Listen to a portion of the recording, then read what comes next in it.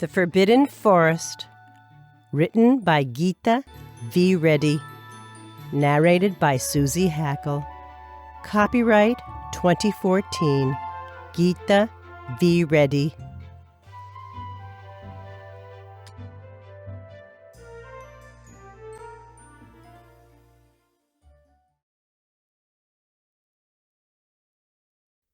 Chapter 1. Chased by a Bull. Uday introduced his cousin to his friends. Meet Abhi. He comes from Mumbai to spend his holidays with us. Call me Abhi. Everyone does. Abhi, this is Rajan, and this is Motu. Abhi smiled at the two boys and looked at Uday's third friend, who was staring at him. I'm Dinesh. You look a lot like Uday, he blurted out. Do I? Nobody said that to me, said Abhi, staring at Uday. Though Uday was his cousin, they were meeting for the first time. Uday and he did resemble, he thought. They had the same brown eyes and dark, wavy hair. They were both brown-skinned and of the same height. What's so surprising? Uday demanded. Abhi and I are cousins, so it's natural we resemble a bit. An awkward silence fell. Kushalpur looks interesting. I saw a huge windmill just before the bus stop. Is it very old? Asked Abhi. I don't know, Motu mumbled, looking at the others. It's always been there. Dinesh shrugged. It's just a windmill. We don't even notice it. It looked interesting. I haven't ever seen a windmill before. You haven't seen anything yet. Come, we'll show you around, Uday said. Shall we go later? I've just arrived. I haven't met everyone. You've met Grandpa and me. Neela and my parents are not at home. They're visiting the next village. We'll be back by the time they return. All right, let's go, Abhi said. Uday, Motu, and Rajan walked a little ahead of Abhi and Dinesh. Abhi soon felt something was not quite right. This was not an innocent trip about the village. The stout boy Motu kept giggling and whispering, and the others tried to shut him up. He also kept sneaking looks at Abhi. Uday looked at Abhi, smartly dressed in a checked shirt, a denim jacket and jeans, and a cool multi-dial watch on his wrist, and began to worry about the prank he was going to play. He hadn't expected Abhi to be so well dressed. He thought of Abhi's state after the welcome he would soon get. Maybe they should turn back.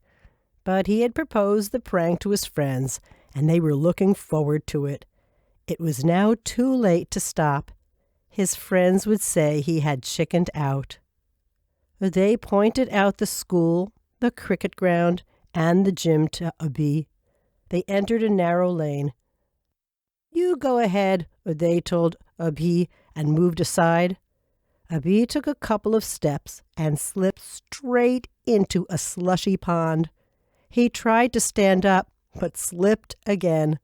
The second time he clutched the end of an overhanging branch and managed to find his feet. The red, muddy water came up to his chest. The children were all laughing. Uday was trying to look concerned, but Abhi was not deceived. He ignored Uday's outstretched hand and scrambled out of the pond. He was coated in red, clayey mud. Uday asked with a straight face, Abhi, what happened? Did you slip? It is rather slippery there. Abhi tried to wipe the clay from his face.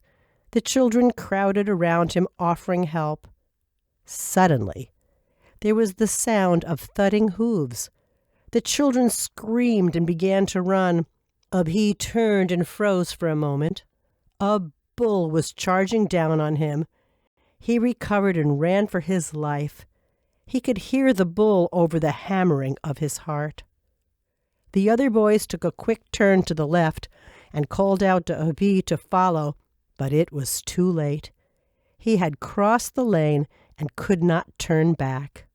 He continued to run and kept just ahead of the raging bull. However fast he ran, he heard thudding hooves close behind him. When he could no longer keep up the pace, he saw a stone wall to his left.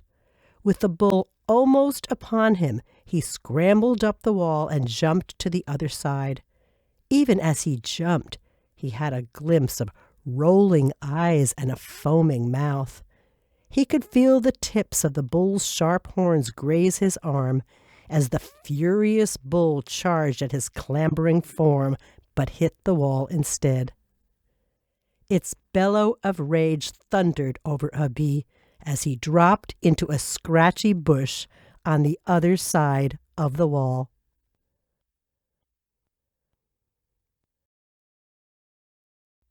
Chapter 2. Cousins. Abhi recovered his breath. Except for the drone of some insects, there was absolute silence on this side of the wall. He looked around, but there was no one in sight. Shrubs and trees seemed to grow wild in here. A double-storied stone building stood almost hidden by the trees. It appeared to be shut up, with its doors and windows all closed. Abhi would have stayed where he was, but the fast-drying mud on his body was bothering him. He looked around for water. Perhaps there was a well on the grounds. Abhi spotted a tap, but immediately saw that it was an outlet for hot water because steam was coming out of it. He knew factories that used water as a coolant had such outlets. He had seen the arrangement in his father's factory. It was strange. Though the building looked to be shut up, there was a factory working inside it. Abhi went back to the wall. He was caked in dry clay and found it difficult to climb, but slowly pulled himself up. Before jumping down to the other side, he checked to see whether the bull was around. It was not in sight, but he heard his name spoken. A girl was speaking, and she sounded furious. "Where is Abhi? He left with you as soon as he arrived. I immediately guessed you were playing some crazy practical joke on him. Where is he?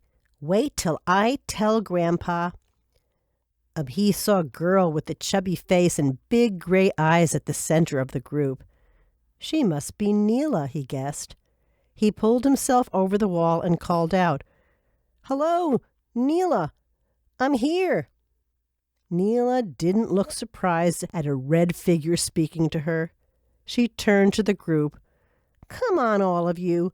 Will you take the mud bath on your own, or shall I tell Grandpa?" "Neela, it was a joke. He understands. Things got out of hand because Karim's mad bull came charging down this way." Neela refused to listen. "What were you doing here? Why did you bring Abhi here?" "Neela, isn't it better we wash the mud off Abhi first?" Rajan suggested. "We will, but after reaching home. That way I won't have to tell Grandpa anything. He'll know it was Uday. Motu, Rajan, Dinesh, come. Neela, you're the worst sister. Wait till I catch you at something. You're a sneak and a pain in the neck, and I'm fed up with you." Uday stumped off, and his friends followed him. Neela walked with Abhi.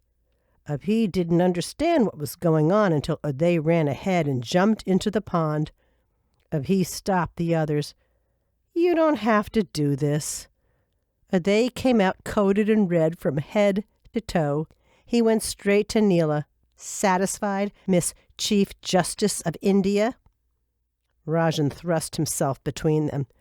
"Uday, let's all go to the river. You and Abhi need to wash off the mud." The river water was cool and clear. Abhi took off his shoes and washed them. The mud came off easily.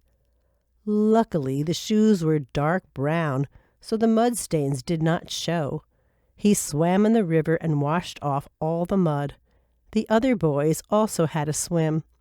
They continued to be angry until he caught hold of Neela and pulled her into the river. It did not surprise Abhi that Neela was a very good swimmer. She got close to Uday and pulled him under water. When they came out of the river, Motu asked, "Abhi, did you forget to remove your watch? It must be damaged by now." "It's waterproof. It's got other features too. Want to see?" Motu did. So did Dinesh, Rajan, and Neela. Uday sat a little apart. "Abhi's not stuck up at all," he thought, feeling ashamed of the prank he had played on him. Truth was, he had been prepared to dislike Abhi. His parents were always praising him and holding him up as an example. He was fed up with hearing about all the prizes Abhi kept winning. Uday had expected him to be serious and dull, or a show-off. Making him wallow in the mud had seemed like a good idea. But his hard feelings for Abhi had vanished. Abhi was a good sport. His clothes would be difficult to clean, but he was not making any fuss. Uday smiled. It looked like the holidays would be fun. Abhi might even keep Neela off his back.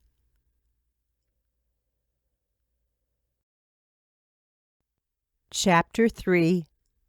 No Mystery. As soon as they entered the house, Grandpa said, "Uday, I see you have taken Abhi to the river for a swim. Good. Very good." The look on Neela's face was comical. Grandpa was praising Uday instead of punishing him. If only he knew. But she didn't say anything. Uday guessed her thoughts and started laughing. This made Neela glare at him. Abhi settled in fast. He and Uday were the same age. They were both 13. So were Uday's friends. Abhi joined in their games and answered all their questions about Malaysia and Mumbai. He was amused to see how Neela, just 9, kept Uday in check. She really was Inspector General and Chief Justice rolled into one. She always knew what he was up to.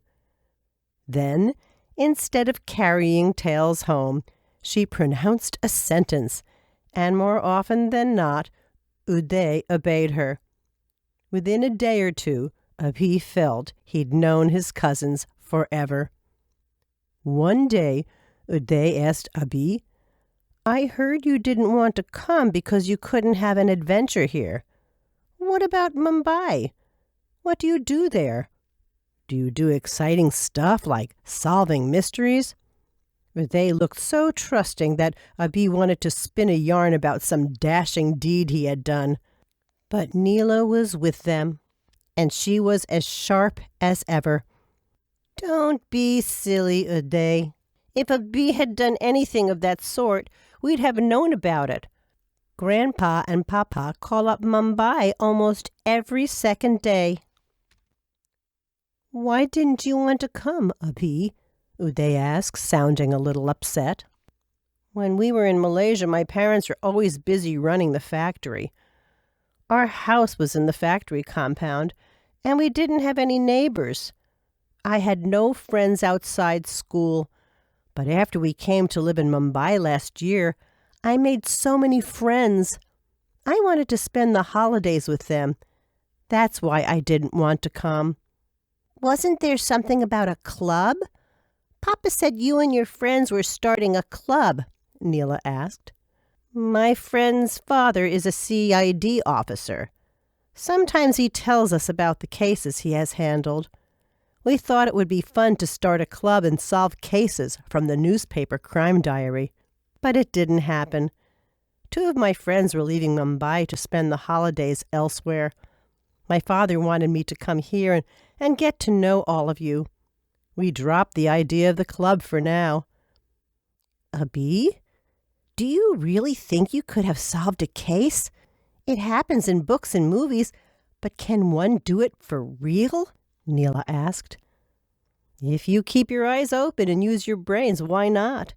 People don't suspect children. It's easier for us to prowl around. They said, Abhi, let's keep a watch on what's happening around us. Maybe we can pick up a mystery here. Yes, do that.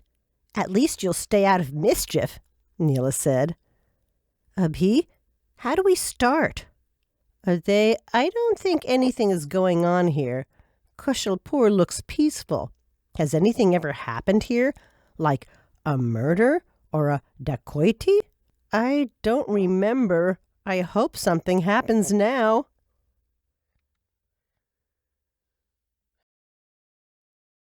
Chapter 4.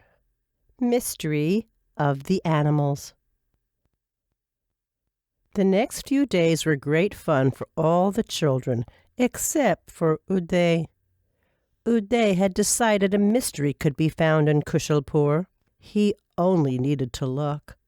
So he kept his eyes wide open for suspicious happenings. He suspected the washerman of carrying stolen goods. He suspected the boatman to be his partner in crime because they were always talking together. He followed them about until they caught him. They would have thrashed him had not a passerby come to his rescue. That put a stop to Uday's shadowing activities. But he was sure there had to be some hidden crime underfoot in the village, and he was determined to discover it. Leave it, Abhi advised Uday. You're missing out on the fun and games. If there was something going on in the village, you would have known by now. After all, you've lived here all your life.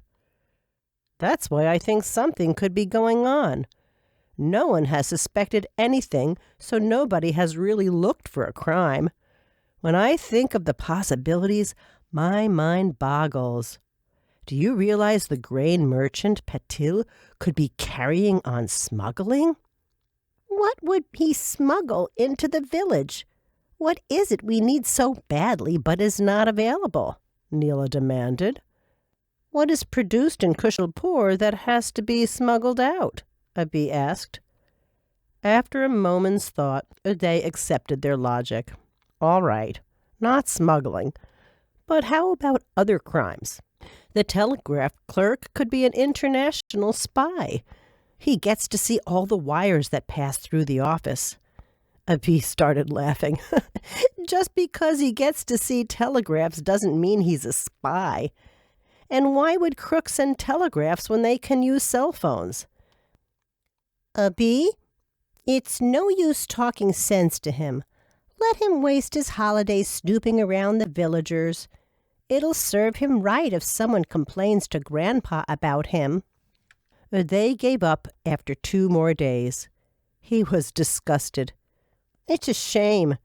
There are over 7,000 people in Kushalpur, and not one crime has been committed. Abhi consoled him. Keep practicing. Your observation skills will be useful when you come to Mumbai next year. We'll try them out then. One day at lunch, Abhi asked, which is the best place for collecting leaves for my herbarium project? I don't find much variety in the village. The forest, said Grandpa. That's the best place. We can't go into the forest, Grandpa. Last month, Motu's father heard a cheetah in the bushes. Cheetah? Won't it come into the village?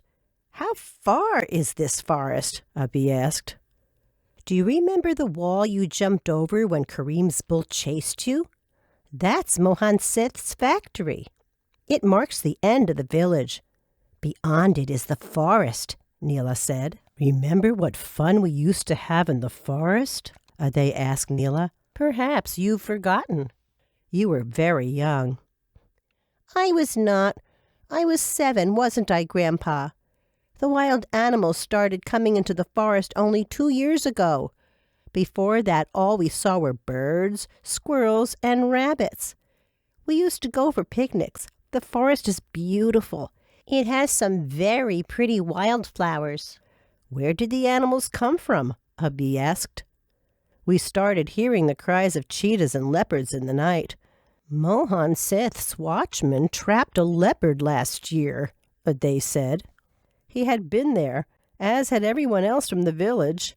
The leopard was big, and it had snarled and flung itself against the bars again and again. Grandpa gave a puzzled frown. The forest always had big cats, but they stayed on the other side of the hill. There's a hill in the center of the forest. The forest on the other side is dense. It also has a big lake. Wild animals have never strayed to this side of the hill. With enough food and water on the other side, they never had to come out of it. We knew the forest beside our village was safe. That's why we went into it. As a young man, I often trekked up the hill and found footprints of big animals. But they were always on the other side. It's a mystery why animals will leave their habitat and come here. Doesn't anyone go to the forest for firewood? We can ask them to bring something for my herbarium, Abhi asked. Nobody uses firewood any longer, Grandpa said. Mohan Seth donated a biogas plant to the village and distributed stoves and ovens to each household. He said he was doing it to save the environment. The government would give him some benefit for it.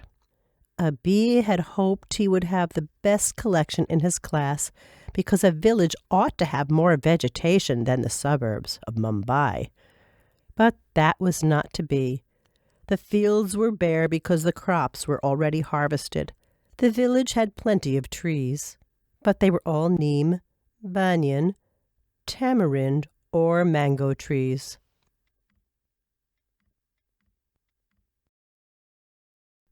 Chapter 5. The Forbidden Forest. Abhi couldn't stop thinking about the forest. It was so near, and yet he couldn't visit it. There had to be some way of collecting specimens from there. "Let's go to the factory," he told Uday the next morning. "We may be able to get help to collect some leaves from my herbarium." "What's the use of going there? The factory is closed. In fact, it never ran. Mohan Seth bought all that land and built the factory. He spent a lot of money, but he faced problems with importing some machinery without which the factory couldn't run. It's remained shut the last 2 years. Are you sure? I saw a hot water outlet. I'm certain there's work going on inside. Let's find out." That afternoon, Uday, Abhi, Motu, Rajan, and Dinesh stood in front of the factory.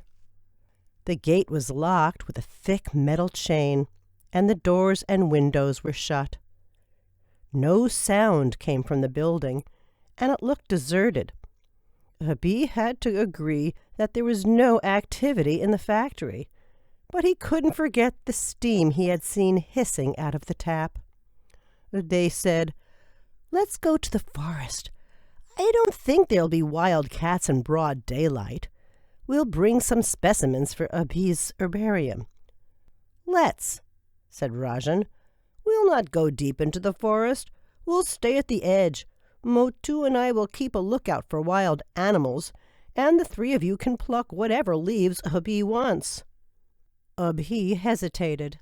He didn't want the others to get into trouble for his sake. But the forest looked very safe in the bright sunlight. He agreed. Motu ran home and brought a bag for collecting the leaves. The 5 boys entered the forest.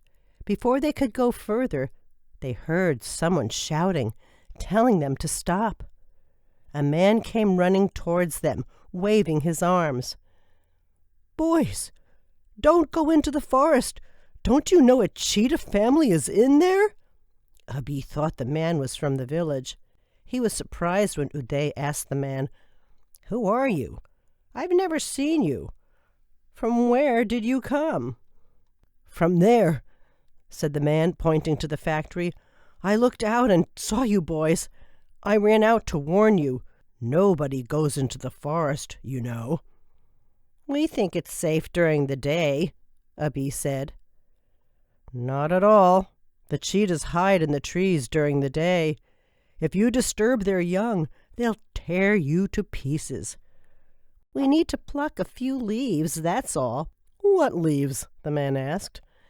And Abhi told him about his school project. "You wait here. I'll get them for you," said the man.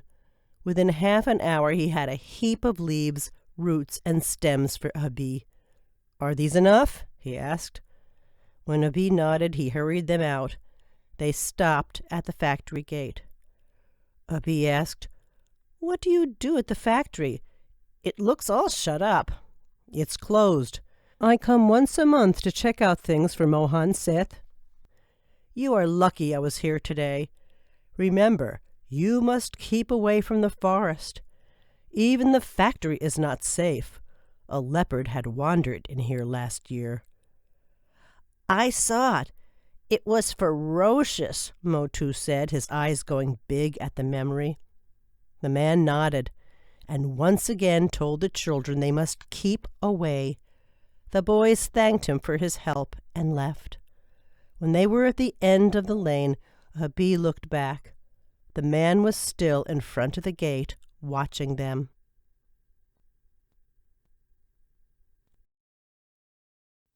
Chapter 6. Mystery of the Factory. With the help of his cousins, Abhi sorted out the leaves and flowers, the stems and roots. Choosing the best among them, the children trimmed them and placed them between old newspapers, and kept a heavy box on the pile of newspapers. This way, the specimens would dry out well, and Abhi could carry them with him. "I'll have the best collection in my class," Abhi said. "I can't thank the man enough. He went to a lot of trouble, didn't he, Uday?" "He did. He climbed up trees and went through bushes. Did you see he scratched his arms?" Neela stared at the boys. "He did what?" Some leaves that Abhi wanted were difficult to reach. The man climbed up for them. "But he told you it was dangerous. He said there were cheetahs hiding up there. Isn't it strange he warned you and then plunged into the forest? Did he check out the trees for lurking cheetahs?" Uday looked puzzled. "He didn't. Everything about the man was strange. We didn't see him when he stood outside the factory. He appeared out of nowhere. What was he doing in the factory? From where was he watching us?" "There is something strange about that factory," Abhi said. "How can there be hot water from an outlet when the factory is all locked up? It's a mystery." "Yes, it's a mystery," Uday repeated, his eyes shining. "We have a mystery in Kushalpur." "There's another mystery," said Neela. "Grandpa said it was a mystery why wild animals were coming into our forest, even though the hill and the valley beyond have dense forest and water." But Uday was in no mood to listen to her. They had a mystery. He wanted to start playing detective immediately. "We must keep a watch on the factory. Let's go." Abhi snapped his fingers. "Now I remember. I know I was missing something. The man said nobody comes to the factory, but I saw tire marks outside the gate. They looked like a big truck had made them. When the factory was set up, we had plenty of big vehicles coming in with construction material. The marks could be from that time," said Uday. "They didn't look 2 years old. Some were fresh, like a week old." "That's impossible. We haven't seen any big vehicle pass through the village." "Let's go to the factory and check. We'll have to be careful not to make the man suspicious, in case he's still there," said Abhi. When the children reached the factory, it was as silent as before. According to plan, Abhi knocked on the gate and shook it hard. Uday cupped his fingers to his mouth and hollered for the watchman. Neela raised her voice and said, "It looks like the nice man has left. Let's forget about more flowers. We can't go into the forest without that man. Let's go back. This place is scary. The cheetahs may attack us if we disturb them. Let's go, Uday said loudly. We can leave, murmured Abhi. If the man is watching, he must have heard us. He will believe we came for him to get more flowers from the forest. Let's go.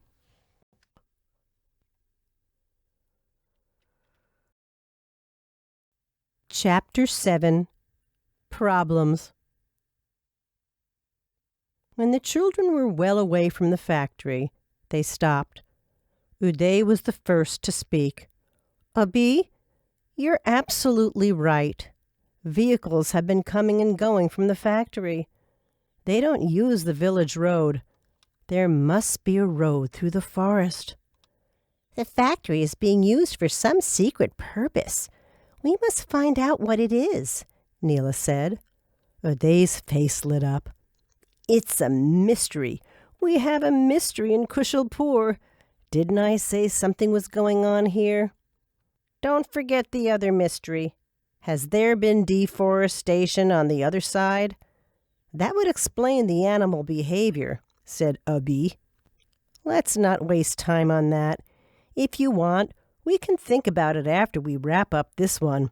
We must find out more about the factory. The best way would be to slip out at night and enter the factory. We'll know what's going on. How will you slip out of the house? Don't forget, it is summer. Grandpa will be sleeping on a string cot on the veranda. He is a light sleeper. He'll wake up at the slightest sound and thrash you with his walking stick. He doesn't see well without his glasses, so he won't know it is you. If you tell him, you'll have to explain what you are doing out of bed. There are ways of leaving the house other than the front door, Uday said, looking smug. He meant jumping over the wall behind the house. That was one thing he could do and Neela could not, and he knew it annoyed her. If you go out in the middle of the night, all the dogs in the village will be after you. They'll create such a racket that half the village will be up. Is that so? Abhi asked. Uday broke a branch and started slashing at some bushes. She's right. Everyone sleeps early in the village and the dogs are used to it. If anyone walks about late in the village, they start barking.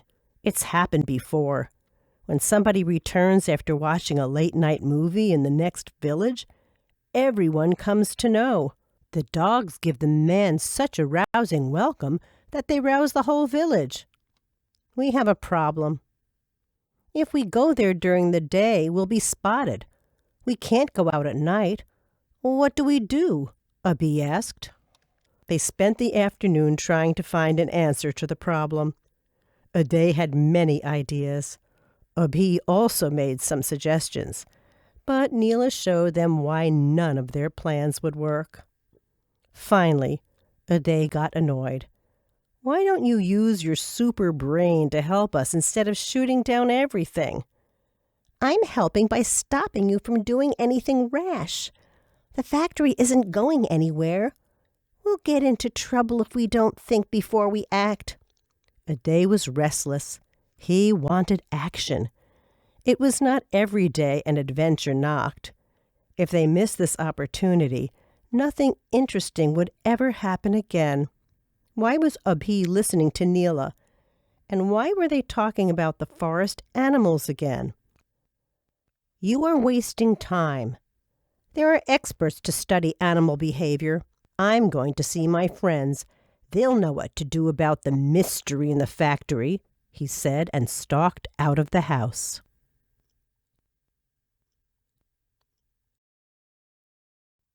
Chapter 8. Where is Uday? Abhi and Neela went to Grandpa with their questions about the animals in the forest. It is strange that wild animals are wandering away from their home. There is something even stranger. After the cries started, I went into the forest to see for myself. I didn't find any wild animals or their tracks. I tried to convince the others in the village. A group of men agreed to come with me. This time we found tracks, but they made no sense at all. We didn't find any footprints near the stream. Abhi and Neela looked at Grandpa, trying to understand what was strange about that. "Don't you see? The stream has rocks on one side and mud on the other side. From the muddy side, it should be easy for any animal to drink from the stream. But we found no footprints of any leopard or cheetah.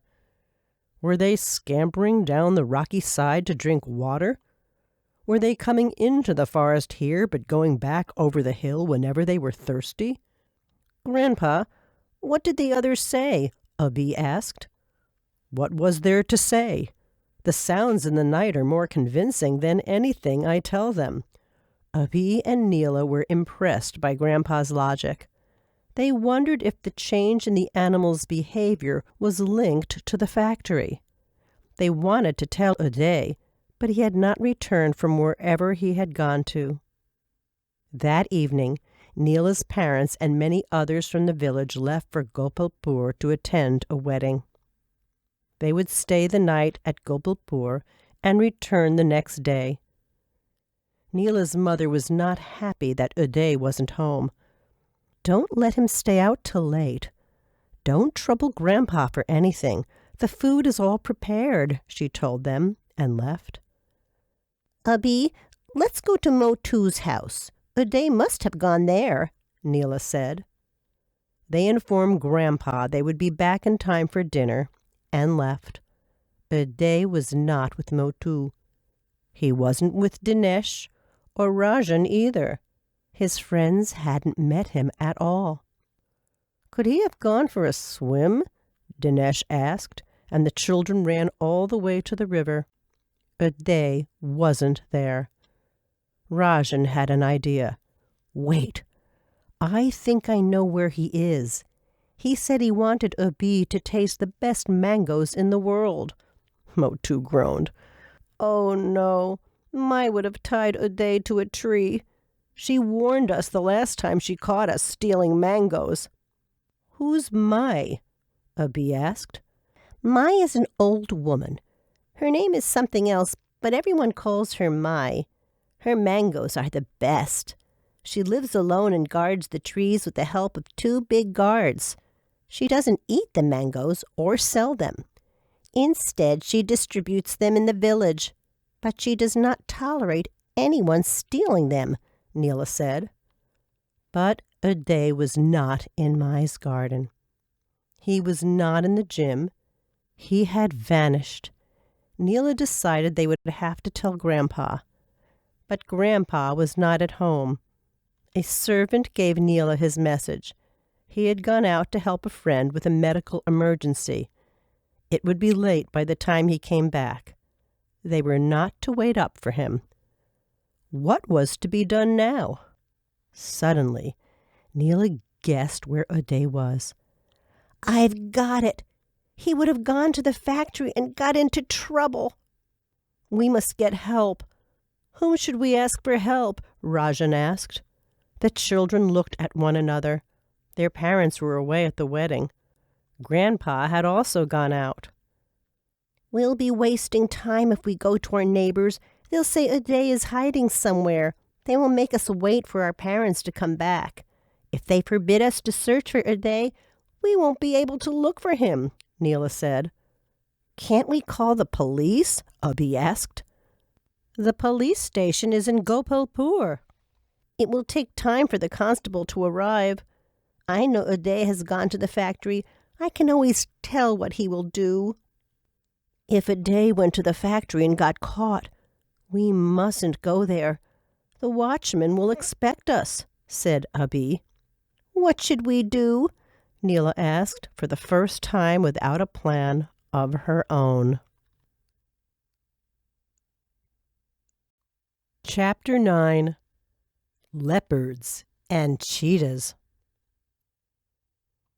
"If we also go to the factory, we will walk into a trap. Whoever is holding Uday will expect us to come looking for him. We can't help Uday if we get caught," said Abhi. "What should we do?" Dinesh asked. "I don't know. Shall we sneak into the forest and watch the factory? We may get an idea if we are there." "There's nothing else we can do," Neela said.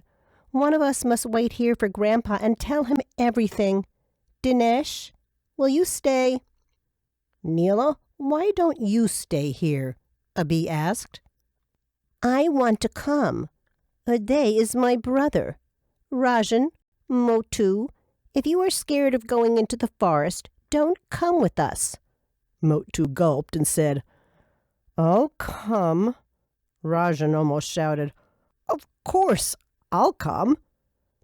It was 8 o'clock. Only the village square and one road had street lights. The rest of the village was dark, but that did not matter. Except for Abhi, the children knew the village roads well. "We must not go near the factory," Abhi said. "There's another path.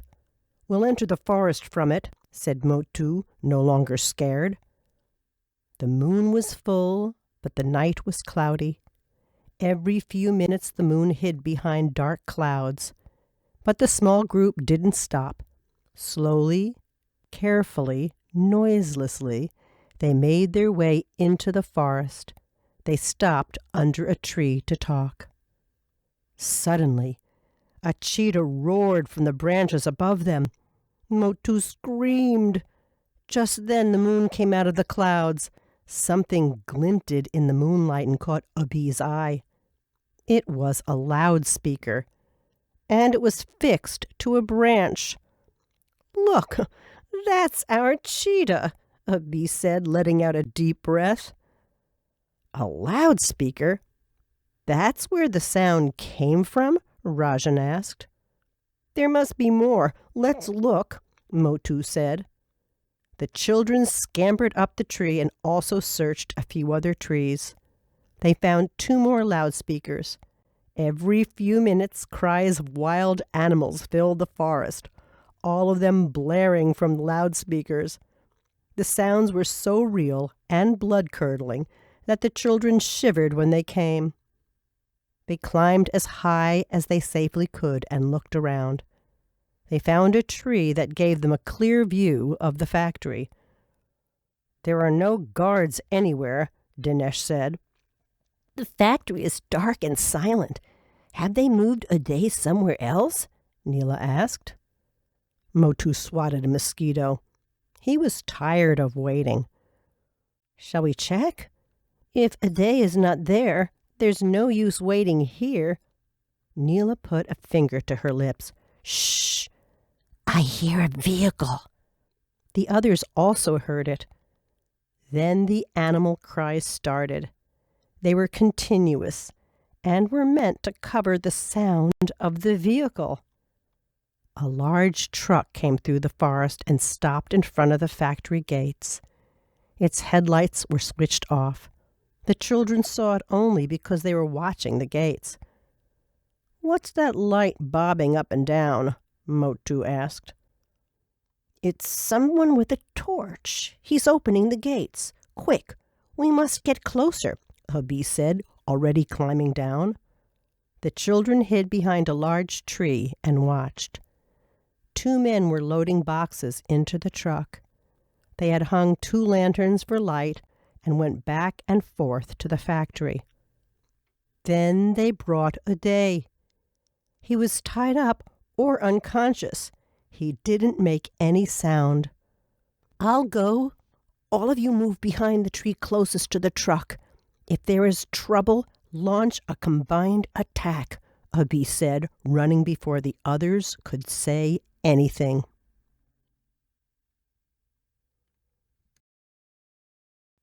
Chapter 10.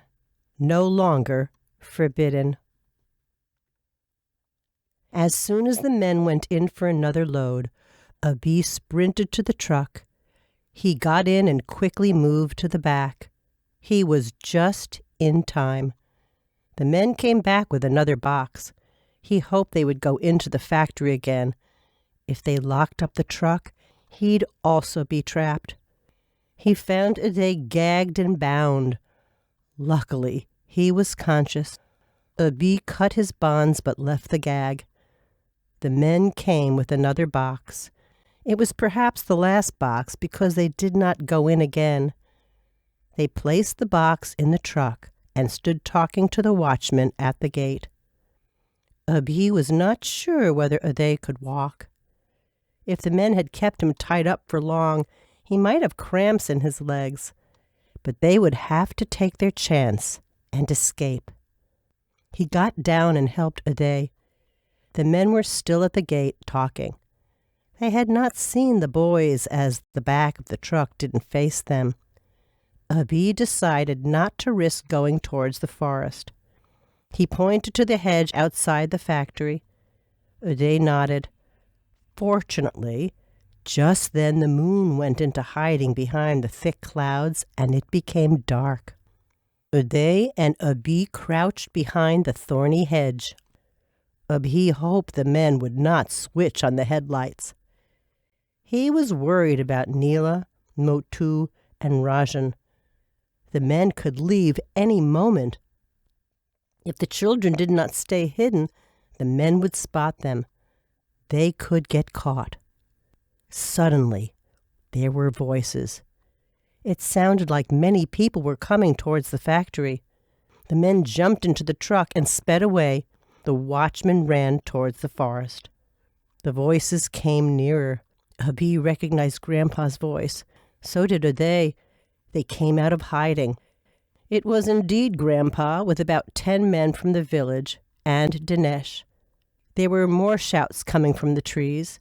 Neela, Motu, and Rajan had caught the watchman. Neela had her arms around his neck.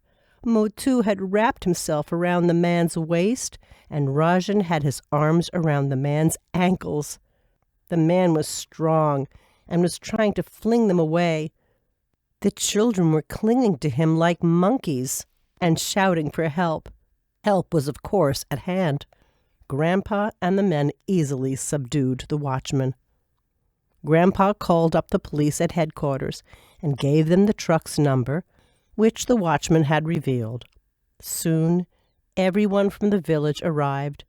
They surrounded the building to make sure nobody escaped. Some of them wanted to enter the building, but Grandpa stopped them. When the police raided the building, they found a sophisticated modern factory being run in the basement. It was being used for distilling banned drugs. The 6 men working in the factory and the watchman were arrested. Mohan Seth was arrested the next day at Indira Gandhi International Airport. He was trying to leave the country under a false name. Uday had spent 8 hours in a tiny room in the factory, gagged and trussed up. Grandpa and Uday's parents were concerned about him, but Uday was thrilled. He delighted in retelling his adventure. Now that Uday was safe, Neela was back to her bossy self. "Stop boasting," she told him. "What you did was foolish, not brave." "Of course it was brave. I suspected something was up, and I went to explore by myself. Don't forget we had to rescue you. We could all have been caught because of your foolishness." "You're jealous. I bet you would have wept if you were captured like me." "I wouldn't have been captured because I'm not foolish like you." Abhi stayed for 1 more week in the village, which was mostly spent in the forest. Grandpa took them to the best spots. They had picnics and trekked up slopes. So did other people from the village, because the forest was no longer forbidden. The end.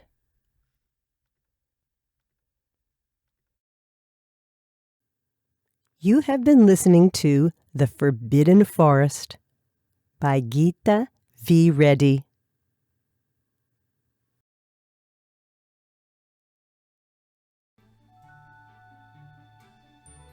The short chapter book series introduces children to different genres.